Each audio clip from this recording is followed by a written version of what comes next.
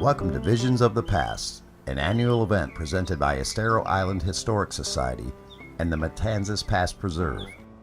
Join us and watch history come alive as we travel back through time and visit and hear from the Calusas, Spanish explorers, pirates, homesteaders, Corretians, and pioneers of Estero Island in Fort Myers Beach. And now, here are some visions of the past. Our first stop, the Calusas. Our people arrived here in deep dugout canoes from a land unknown. Our territory reaches from what is now known as Tampa Bay to Cape Sable and inland to Lake Okeechobee. Our people number about 50,000 and live in about 50 villages, and we are ruled by a hereditary king. He's our absolute ruler, and his power and position are tied to our belief system, and he is the intermediary between the gods and us. And we are the first people to inhabit Estero Island. We have three deities. The top represents the natural order, the second highest governs our political order, and the lowest manages the war. For religious ceremonies, the priest wore the ceremonial masks, which were carved out of wood, and when they weren't used, they were hung up in the temples. And we are a warlike people and have dominated many other tribes in the land, and they pay tribute to our king as far north as Cape Canaveral. We've had several encounters with the Spaniards, but have been victorious each time. And we are the technologically advanced tribe. So smile. Awesome. So we didn't really have iPhones, but we did engineer artificial islands such as Mount Key, which is an island straight out back here in Estero Bay. You can take a boat ride out there, and if you haven't done that yet, it would be an adventure and a fun thing to do. We've also created seawalls and piers and planted high trees to protect us from the winds during hurricane season. Our homes don't have walls. They are canopy roofs made of palm leaves and supported by wooden poles. We also have communal houses that can be up to 2 stories tall. The chief's house serves as the council house, and his and the other tribal leaders' homes are built on shell mounds. There are about 16 of these in our capital city of Calusa, on what is also known as Mount Key. And here are some pictures if you want to pass some of what our houses and the canoes look like.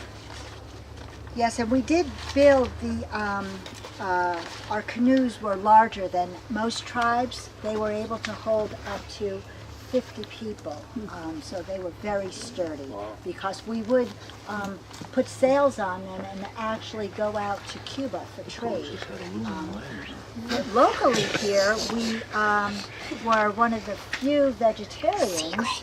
We ate a lot of fruits and berries, as well as fish from all our fishing.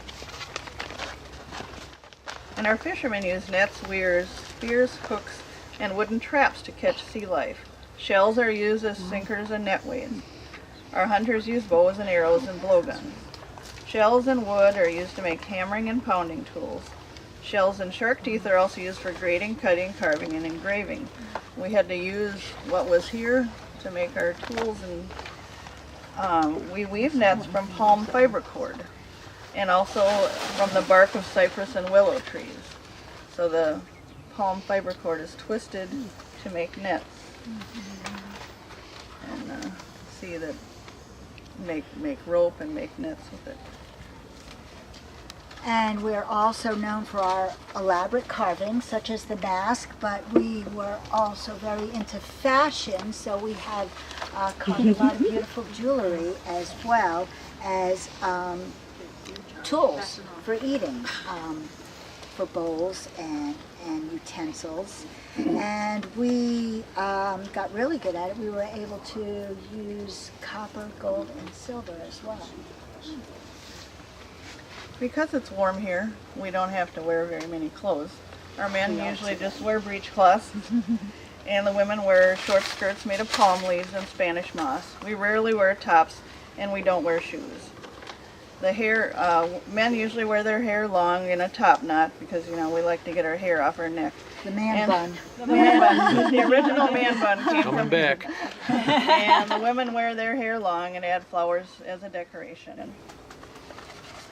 And our children are just like you guys. You know, they ran, they played outside, and they enjoyed the nature, and they were taught their lessons by their elders, so they were kind of homeschooled. And it was very important for our Calusa children to learn to swim and sail at a young age because we are a barrier island, so we wanted to keep them around for a little while. Diseases like smallpox really decimated our population here, and our king was killed by the Spaniards and our tribe became weaker. And some of our people were captured by the Spaniards and sent to Cuba and as slaves. And some of us joined with the Seminoles. And our language is now extinct, except for a few place names like the Calusa River. Our culture has been lost to history, but we live on here in the preserve, hoping you'll remember us and learn from us. Thank you. Thank you. Thanks for stopping by.